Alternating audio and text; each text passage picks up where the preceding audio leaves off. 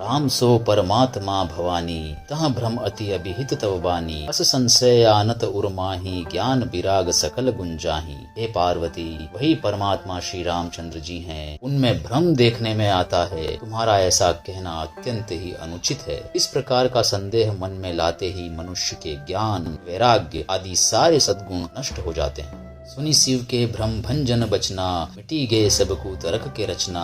भई रघुपति पद प्रीति प्रतीति, दारुण असंभावना बीती। शिव जी के भ्रम नाशक वचनों को सुनकर पार्वती जी के सब कुतर्कों की रचना मिट गई। श्री रघुनाथ जी के चरणों में उनका प्रेम और विश्वास हो गया और कठिन असंभावनाएं, जिसका होना संभव नहीं, ऐसी मिथ्या कल्पना जाती रही। पुनि पुनि प्रभु पद कमल गही, जोरी पंकरूह पानी। बोली गिरजा बचन बर मनहु, प्रेम रस सानी। बार बार स्वामी यानी कि शिव जी के चरण कमलों को पकड़कर और अपने कमल के समान हाथों को जोड़कर पार्वती जी मानो प्रेम रस में सान कर सुंदर वचन बोली। ससी कर सम सुनी गिरा तुम्हारी, मिटा मोह सर दातप भारी। तुम कृपाल सबु संसौ हरेऊ, राम स्वरूप जानी मोही परेऊ। आपकी चंद्रमा की किरणों के समान शीतल वाणी सुनकर मेरा अज्ञान रूपी शरद ऋतु की धूप का भारी ताप मिट गया। हे कृपालु, आपने मेरा सब संदेह हर लिया। अब श्री रामचंद्र जी का यथार्थ स्वरूप मेरी समझ में आ गया।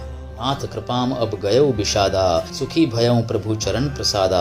अब मोही आपनी किंकरी जानी, यद्यपि सहज जड़ नारी अयानी। हे नाथ, आपकी कृपा से अब मेरा विषाद जाता रहा और आपके चरणों के अनुग्रह से मैं सुखी हो गई। यद्यपि मैं स्त्री होने के कारण स्वभाव से ही मूर्ख और ज्ञानहीन हूँ, तो भी अब आप मुझे अपनी दासी जानकर प्रथम जो मैं पूछा सोई कहूँ। जो मोह पर प्रसन्न प्रभु अहू, राम ब्रह्म चिन्मय अविनाशी। सर्व रहित सब उर पुरवासी। हे प्रभु, यदि आप मुझ पर प्रसन्न हैं तो जो बात मैंने पहले आपसे पूछी थी वही कहिए। यह सत्य है कि श्री रामचंद्र जी ब्रह्म हैं, चिन्मय अर्थात ज्ञान स्वरूप हैं, अविनाशी हैं, सबसे रहित और सबके हृदय रूपी नगरी में निवास करने वाले हैं। नाथ धरेउ नर्तनु के ही हेतु, मोहि समुझाई कहु वृष केतु। उमा बचन सुनी परम विनीता, राम कथा पर प्रीति पुनीता। फिर हे नाथ, उन्होंने मनुष्य का शरीर किस कारण से धारण किया? हे धर्म की ध्वजा धारण करने वाले प्रभु, यह मुझे समझा करके कहिए। पार्वती जी के अत्यंत नम्र वचन सुनकर और श्री रामचंद्र जी की कथा में उनका विशुद्ध प्रेम देखकर